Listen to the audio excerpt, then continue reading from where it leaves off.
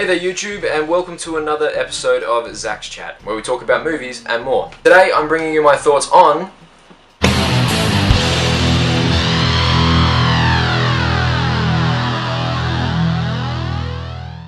10 Cloverfield Lane is a follow-up to Cloverfield, and it's not exactly a direct sequel, but rather just set in the same universe.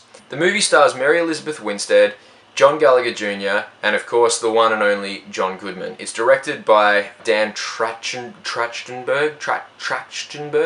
I think that's how you say the name, apologies if I got it wrong. And the basic premise of the film is that three people are stuck in an underground bunker, something has gone wrong up on the surface, you don't really know what, and it makes for a very interesting film. Now I was a little bit skeptical going into this movie because I had 1 point for and 1 point against. The 1 point against was that I didn't really like Cloverfield. There was far too much shaky cam.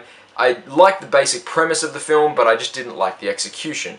The point that I do like about this movie, though, was the marketing. I loved that this movie was kept secret for such a long time, because when this trailer dropped, everybody was like, what? Where did this come from? And it was great to see that can still happen in Hollywood. They can keep things secret and then drop it on you, and that makes for just a more enjoyable movie-going experience. Now, 10 Cloverfield Lane. Is it a good movie?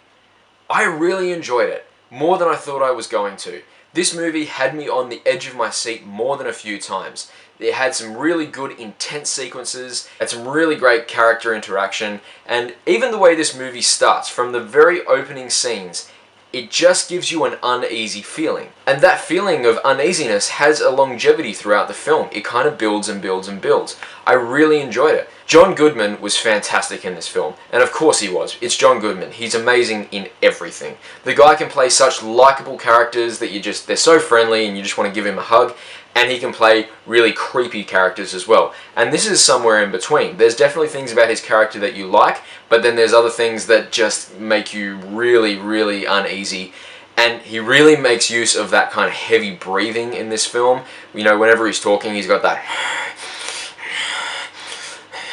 behind it, and it's just like, oh, yeah, no. The main character of the movie is Mary Elizabeth Winstead, and she's very good in this movie. I wouldn't say that there's anything amazing about her performance, but I think it's completely functional. I think it sets out what it's trying to achieve, and it's probably my second favourite role that I've seen her in besides Scott Pilgrim vs. the World. The other actor in the film, John Gallagher Jr., he's perfectly functional. There's nothing really stand out about his character either, but he is what is needed for the film. Now, as I said, this movie really did do a good job of making you feel like you were claustrophobic and on the edge of your seat. But it's funny, as I was watching the film, I had this very strange idea, and it almost felt to me like this was an M. Night Shyamalan film. And I say that because there's I saw a lot of similarities between this and kind of the final act of Signs, when they were all stuck in the basement, and it actually got me thinking, as much as I did like the way this movie was done, if this was being made by M. Night Shyamalan, I think he may have done a better job of it. The movie was good, I think it could have been better, and Shyamalan's touch may have actually done that. Now, of course, Shyamalan, we're all a bit funny about him. Let's not forget that the guy has made some really, really good movies. He's also made some really bad films too.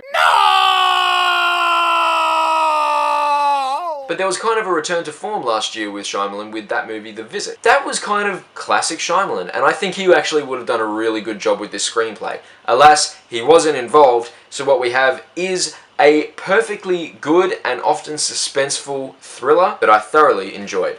I'm going to give 10 Cloverfield Lane a 7.5 out of 10. I really enjoyed the movie. I highly recommend you go and check it out. Thanks for watching, guys. If you did enjoy the video, please subscribe and I'll bring you more content as regularly as possible. I'll have 2 new reviews going up this weekend for London Has Fallen and Gods of Egypt. Both Gerard Butler movies. I quite like the guy. I know a lot of other reviewers have actually got their thoughts on Gods of Egypt out already. I haven't had a chance to see the film yet, but I'm going to go take care of that this weekend. And by all accounts, I'm looking forward to it because apparently it's terrible. Hopefully London Has Fallen will be better. All that said, thank you very much for watching. As always, my name is Zach. Peace out.